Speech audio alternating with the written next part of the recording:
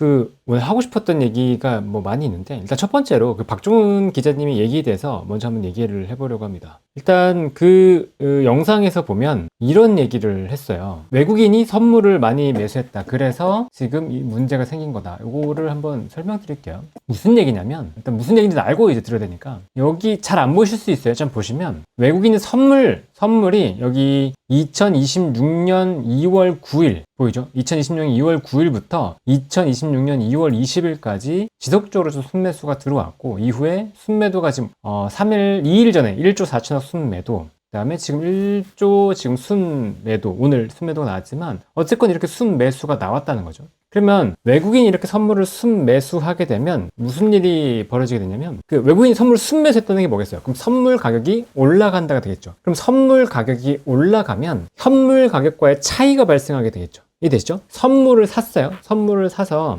이 현물 가격과의 차이가 생기게 되면 이 차이 때문에 이 현물을 사려고 하는 차익 거래에 대한 수요가 생기거든요. 근데 보통 이거를 누가 담당하냐? 증권사에서 담당하니까 이 금투로 많이 잡힌단 말이에요. 그러니까 여기에 코스피의 순매수를 보면 금융투자가 많이 들어와 있더라. 아까 보니까 선물이 2월 9일부터 선물 순매수가 많이 들어왔죠. 근데 코스피에서 보니까 기관 금투의 순매수가 이제 2월 6일부터 잡히기 시작해서 계속해서 순매수가 들어왔더라 라는 거죠. 여기까지 이해되시죠? 그러니까 이 현물 순물 차이를 메꾸기 위해서 현물을 사서 이 갭을 줄였다. 거기까지는 이해가 되죠. 그게 이제 차익 거래라고 하는 건데, 이 금융투자의 차익 거래가 이렇게 들어오면서 주가를 올린 게 아니냐라고 얘기를 한 거예요. 그런데 여기에는 이제 문제가 있는 게 뭐냐면, 일단 그 판단에서 야, 이거 좀 아닌 것 같다라고 했던 게, 외국인이 하나의 집단이 아니에요. 외국인이라고 우리가 표현을 하지만 외국인은 개인도 있을 거고, 그 다음에 뱅가드, 블랙락 여러 가지 펀드들이 존재하거든요. 근데 그 외국인을 하나로 통칭을 해서 선물을 담합해서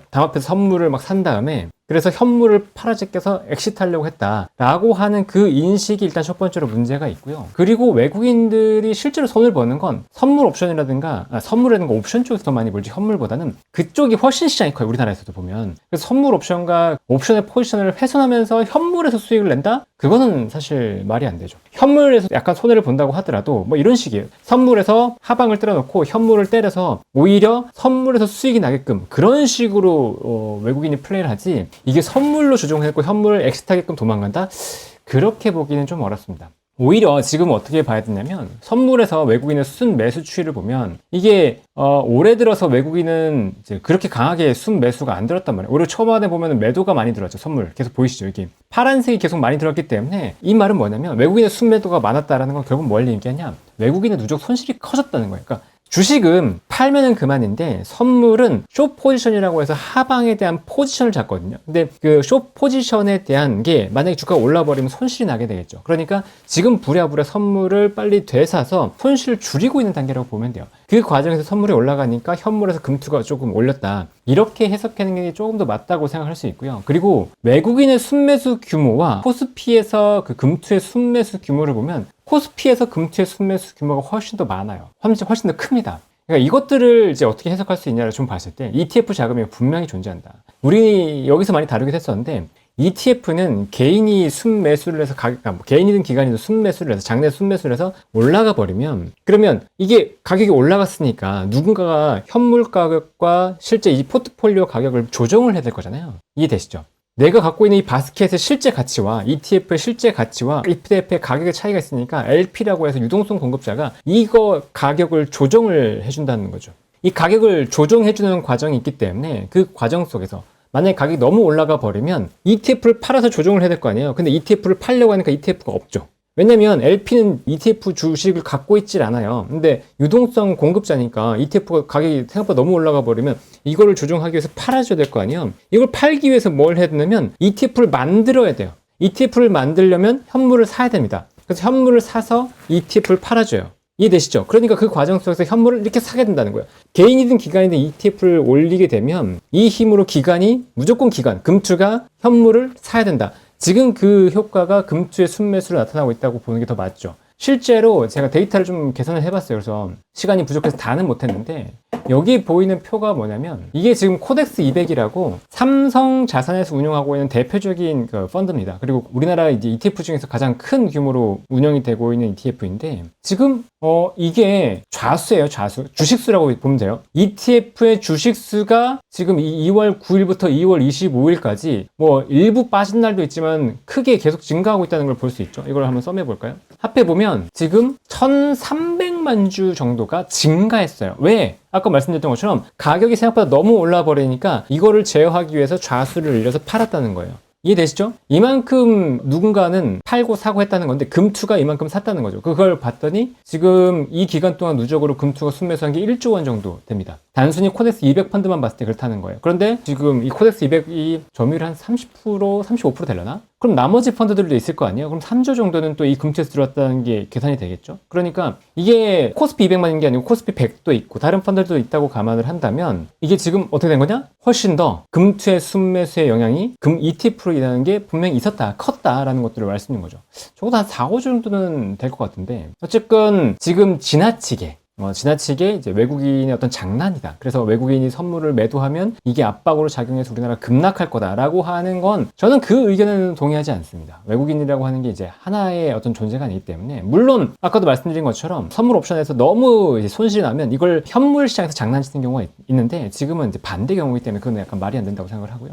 그래서 결론적으로 보면 그 금투 순매수에 대한 어떤 음모론, 그래서 우리나라 시장에 대한 어떤 부정적인 이슈, 5,200에서 5,800, 5,600, 지금 6,000 넘어간 게 단순히 수급 논리다라고 하는 건 조금 아닌 것 같습니다. 그래서 다시 한번 얘기 드리지만 그 금투 순매수, 외국인과 금투의 순매수 어떤 관계를 분석한 그 자료는 조금 너무 단순하게 봤고 오류가 좀 있는 것 같다라는 게 제 생각입니다. 지금 자동차 많이 올랐잖아요. 자동차는 간단하게 얘기 드리면 이 표 하나로 이제 설명을 드릴게요. 제가 최근에 이제 자동차 여러 번 하면서 강조드렸던 것 같아요. 그죠? 제가 그 제 채널에서도 자동차 좀 비싼 거 아닌 것 같습니다 라고 얘기했었고 로봇 관련된 가치, 피지컬 AI 가치를 좀 보셔야 될 것 같습니다 라고 계속 얘기했었는데 오늘 우연치 않게 3%에서 얘기했는데 이제 급등을 했더라고요. 굉장히 운이 좋은 건데 제가 잘하는 게 아니고 이건 진짜 운이 좋은 거예요. 근데 지금 그 현대차의 포지션이 어느 정도냐라고 보면 원래 이제 토요타 다음에 2등이었어요. PR 밸류에이션이. 토요타가 어제 기준 2월 21일 종가 기준 11배, 현대차가 10배, 그다음에 혼다, BMW 뭐 8배, 뭐 6배, 기아가 한 7배 이렇게 됐었거든요. 그러니까 낮았죠. 밸류에이션이 조금 낮은 현대는 다른 것 대비해서 높았죠. 근데 토요타보다는 낮고.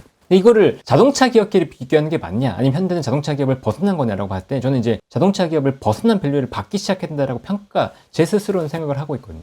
지금 보면 그 깐부 동맹을 통해서 정의선 회장이 현대 오토에버에 5기가와트 규모의 칩을 들여오기로 했잖아요. 근데 이 5기가와트 규모면 이제 수조 원 정도의 칩이 될 텐데 그거 아세요? 그 이번에 6기가와트 증설한다고 하는데 저기 메타가 AMD랑 계약하면서 1,000억 달러 정도 된다고 규모가 얘기 나오고 있죠. 그러면 5기가와트면 AMD 칩보다 비쌀 테니까 이게 진짜 뭐 엄청난 돈이 들어갈 거거든요. 데이터 센터를 지으려고 그러면. 어쨌든 그 정도의 투자를 하는 거잖아요. 공짜로 주는 게 아니고 그 정도 투자를 하는 거잖아요. 100조만큼 100조 투자가 되려나? 현대차가? 그 정도는 안 될 거긴 한데 어쨌든 몇십조 투자를 하는 거잖아요. 그러면 그 현대차의 밸류를 기존의 자동차 아무것도 안 하고 있는 저런 자동차 기업들과 비교하는 게 맞냐라고 보면 저는 아니라고 봐요. 토요타가 그 글로벌 1위 프리미엄을 갖고 있지만 전 이거를 뚜껑 따고 현대차가 더 앞서가는 게 맞다고 보고 있거든요. 시가총액에서 앞서간다는 게 아니고 적어도 이 PR 밸류에서만큼은 토요타보다 앞서가는 게 맞지 않나 라는 생각을 갖고 있기 때문에 현대차에 대한 관심도 조금 더 높아지지 않을까? 뭐 그런 생각을 합니다. 그리고 반도체에 대한 부담을 갖고 있는 상태에서 수익률 싸움을 해야 된다면 결국 시가총액이 큰 데에서 밸류에이션 매력이 있는 데로 가야 되는데 지금 그 매력이 있는 것들은 이제 금융 한번 쳤었고 자동차 쪽이 적합하다고 보고 있어서 자동차 쪽 관심을 좀 가지자.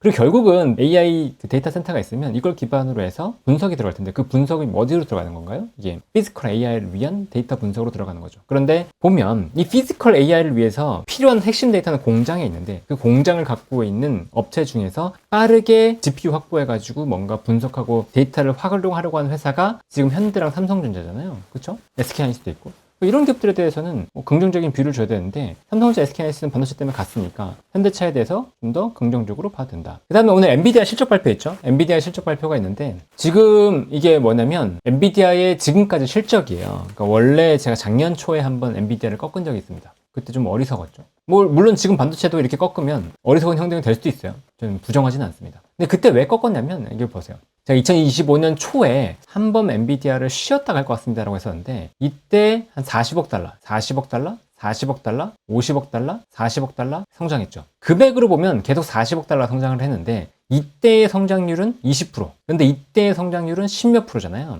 느껴지세요? 똑같은 금액이 계속 성장을 하면 성장률이 낮아지는 거죠. 근데 이 40억 달러라고 하는 건 거의 우리나라 돈으로 봤을 때 한 5조 원, 6조 원이니까 분기별로 계속 이렇게 성장하는 건 구조적으로 어려울 것 같은데? 그러면 금액이 유지가 된다고 하더라도 성장률이 떨어지니까 안 좋을 텐데 이거는 금액이 유지가 되는 것도 좀 어렵지 않을까라고 판단을 했어요. 그런데 보니까 여기서 50억 달러, 여기서 20억 달러, 여기서는 좀 주춤했죠. 그런데 여기서 110억 달러. 그리고 지금 또 예상되는 게 80억 달러. 그러니까 어떻게 돼요? 성장률이 나와버리죠. 성장률이 유지가 되고 있잖아요. 그러니까 엔비디아 주가는 무너지지 않고 계속 버티고 있고. 근데 내년 성장률은 더 나온다고 하니까 지금 시장은 굉장히 좋은 상황이다라는 것들을 알 수 있는 부분인 거죠. 그러면 지금 이제 엔비디아는 이 실적이 정말 이만큼 나올 거냐, 그리고 앞으로의 성장성 어떻게 될 거냐 관건인데, 일단 실적 예측 부분에서는 이것보다 잘 나올 가능성이 뭐 거의 99% 이상이라고 보고 있습니다. 왜냐면 빅테크의 캐펙스 스케줄을 봤을 때 엔비디아 실적이 지금 무너질 것 같지는 않다라는 게 이미 드러난 거죠. 그럼 엔비디아 성장률이 지금 보면 어떻게 나왔냐? 24년 1월부터 260%대였던 게 93%, 78%, 69% 이렇게 나왔다가 이때 잠깐 줄었죠. 아까 보여드렸던 거 55.7%. 이때 이제 위험에 대한 게 좀 걱정이 됐었는데 다시 62%, 이번엔 66.7%까지 올라갈 거라고 보고 있는 거잖아요.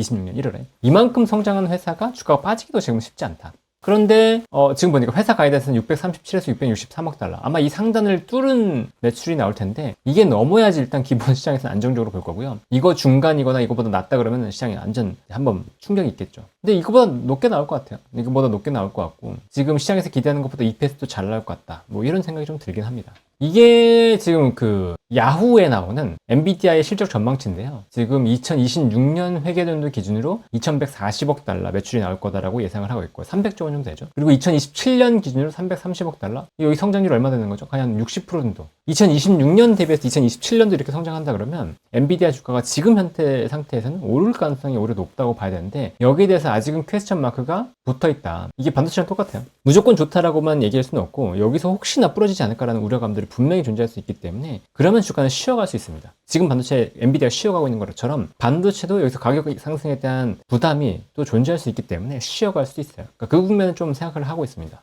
애널리스트의 투자 의견들을 보면 최근에 지금 2월 초부터 봤을 때 유지 상향 유지 이렇게 나오고 있죠. 그러니까 이게 뭐냐면 엔비디아의 목표 주가를 올리고 있지 않다는 거예요. 그러니까 최근에 엔비디아의 목표 주가를 올린 만큼의 매력이 없다라는 거죠. 그럼 반대로 SK하이닉스나 삼성전자 볼까요? SK하이닉스는 지금 계속 올렸죠. 일부 증권사 빼고는 최근에 가격 계속 올리고 있어요, 주가를. 그래서 지금 뭐 145, 150 그냥 나오고 있죠. 160까지 나왔고 삼성전자 지금 일부 동결도 있지만 계속 뭐 올리는 추세로 있어요. 그리고 30만원 외국계에서 오늘 34만원까지 나왔죠. 뭐 계속 올렸죠. 18%, 26%, 36% 계속 올렸다. 왜? 매력이 있으니까. 왜 매력이 있냐? 가격이 올라가니까. 그래서 이 반도체의 매력이 생겼기 때문에 계속 주가가 올라갔다. 이해되시죠? 근데 지금 엔비디아는 그런 국면이 아니라는 게 지금 목표 주가에서 보인다는 거죠. 시장에서 어떻게 보고 있냐. 그러니까 이렇게 계속 목표 주가가 올라가니까 시장에서 환호할 수밖에 없죠. 기관에서 계속 살 수밖에 없고 외국인들도 지금 이제 스토리지 쪽 시장이 좋은데 우리나라 쪽으로 들어올 수밖에 없는 상황이고 이렇게 엮이면서 이제 반도체 SK하이닉스, 삼성전자 갔는데 다시 한번 얘기 드리지만 제가 완전히 꺾었다 안 좋다가 아니고 지금부터는 비중을 좀 줄여가면서 현금을 갖고 있어도 이 갖고 있는 변동성에 노출된 이 자금을 정말 여러분들의 자산화할 수 있는 기회라고 보는 거거든요. 그렇게 생각하면 됩니다.